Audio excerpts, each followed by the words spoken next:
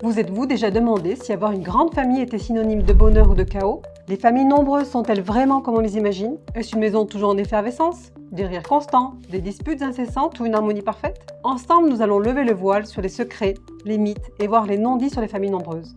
Préparez-vous à vous plonger dans un monde où chaque jour est une nouvelle aventure. Et si comme moi vous voulez que l'on continue d'analyser tous les aspects d'une vie de famille, likez cette vidéo et abonnez-vous, cela me témoigne de votre intérêt.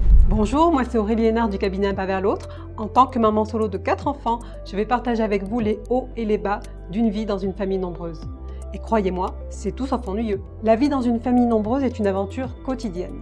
Imaginez un foyer où chaque jour est une nouvelle aventure. Les repas sont des festivals d'anecdotes et de débats passionnés.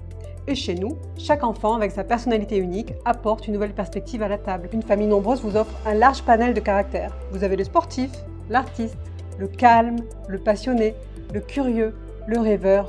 Il y en a pour tous les goûts. Ces différences, quand elles sont bien acceptées, renforcent la cohésion familiale et permettent justement à chacun de s'exprimer et d'enrichir les échanges. L'entraide est une valeur fondamentale dans les familles nombreuses. La solidarité n'est pas juste un mot dans ces familles, elle est vécue au quotidien. Les aînés prennent soin des plus jeunes et tout le monde participe aux tâches ménagères. Chez nous, les enfants cuisinent, aident ou débarrassent la vaisselle, chacun à leur tour. Et croyez-moi, c'est une vraie bouffée d'air frais pour moi. Avec une grande famille, la maison est toujours en effervescence. Les tâches ménagères ne finissent jamais et chaque jour apporte son lot de défis. Il y a toujours un jouet qui traîne dans le salon, du dentifrice séché dans le lavabo, des cheveux par terre dans la salle de bain. Mais nous avons trouvé des petites astuces pour gérer tout ça. Pour commencer, chaque enfant a une tâche spécifique à faire chaque jour. L'un s'occupe du lave-vaisselle, l'autre met la table, l'autre ramasse ce qui traîne. C'est un vrai travail d'équipe. Et c'est essentiel, sinon moi, je me noie. Parlons budget maintenant. Les vêtements, la nourriture, les activités, les chaussures, tout cela s'additionne et représente forcément beaucoup d'argent. Mais encore une fois, nous avons nos petites astuces. Les vêtements des aînés sont souvent récupérés pour les plus jeunes. Nous achetons la nourriture en promotion dès que c'est possible pour limiter le coût. Quant aux activités extrascolaires, on se limite à une par enfant forcément, mais c'est déjà pas si mal. Alors, y a-t-il d'autres inconvénients que j'aurais oubliés? Le bruit. Ah, le bruit. Alors, entre les jeux, les disputes, les rires et les pleurs, la maison est souvent remplie de bruit. Et nous avons instauré des heures calmes, notamment après 21h, où chacun peut se reposer, lire ou faire une activité tranquillement.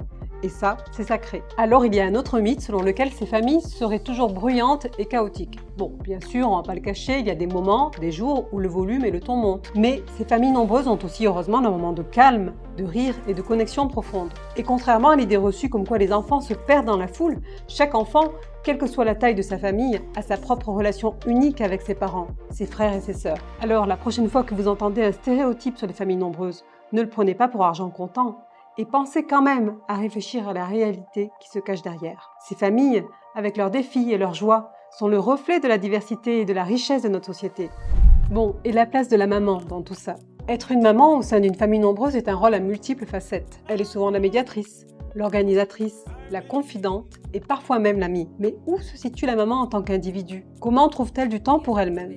Dans une famille nombreuse, il est essentiel pour la maman de se rappeler qu'elle est aussi une personne à part entière. Elle doit se faire aider et trouver des moments pour elle, que ce soit pour lire un livre, pour prendre un bain, ou simplement se promener ou encore déjeuner avec une amie. Ces moments de ressourcement sont en fait essentiels pour qu'elle puisse continuer à donner le meilleur d'elle-même à sa famille. Et n'oublions pas qu'une maman épanouie est souvent au cœur d'une famille heureuse. Alors maintenant, quelques conseils pratiques pour gérer au mieux le quotidien de votre famille nombreuse. Il est essentiel de s'organiser et de bien s'organiser. Chez nous, nous avons un calendrier familial où chaque membre note son emploi du temps, ses activités et ses rendez-vous. Cela permet de savoir qui est là au repas par exemple, qui est là le week-end. Cela permet de ne rien oublier et de s'assurer que tout le monde est sur la même longueur d'onde. Pour les repas, nous les planifions souvent à l'avance. Cela permet de faire les courses une fois par semaine et d'éviter le gaspillage. Pour les vêtements, nous avons instauré un système de rotation. Les vêtements trop petits sont souvent donnés ou vendus et nous achetons en fonction des besoins réels autant que possible. Alors, est-ce que maman de famille nombreuse rime avec maman heureuse? Alors pour ma part, et sans aucune hésitation, oui. Même si mon quotidien n'est en effet pas toujours facile, il m'apporte surtout beaucoup d'amour et un bonheur immense. Si vous êtes parent d'une famille nombreuse et que vous avez besoin d'aide pour gérer votre vie quotidienne, n'hésitez pas à me contacter car je pourrai très certainement vous donner quelques tuyaux testés et approuvés. Et n'oubliez pas, S'organiser permet une certaine liberté et un confort non négligeable. Merci pour le temps et la confiance que vous m'avez accordé. N'hésitez pas à liker la vidéo, vous abonner et surtout la partager pour aider votre entourage. Retrouvez plus de contenu sur mes pages LinkedIn et Facebook ou à travers mes autres vidéos. Merci beaucoup et à dans 2 semaines.